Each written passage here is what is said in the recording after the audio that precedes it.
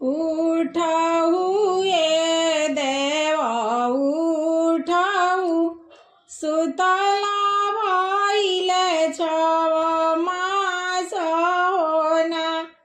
उठाऊ ये देवा उठाऊ सुतला भइले छव मास होना। तोहरा बिना ये देवा बारी कुमारी बियाना सासुर ना जाए।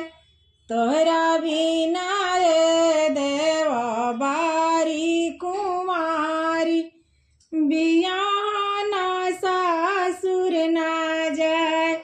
गोधन भैया चलले अहेरिया खिड़लिच बहिना देलिया सीसा होना। गोधन भैया चलले अहेरिया खिड़लिच बहिना देलिया सीसा होना।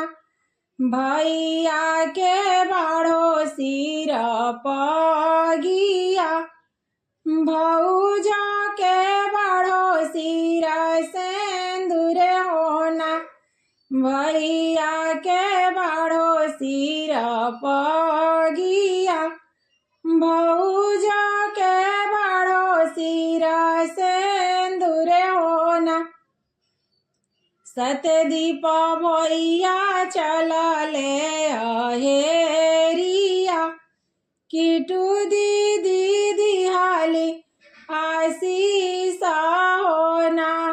अभय भैया चलले अहेरिया नैना दीदी दिहाली आशीष होना।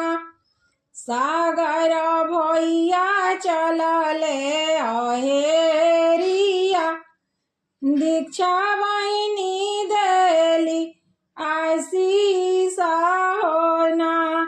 आनंद भैया चलले अहेरिया ज्योति दीदी दिहाली आशीष होना।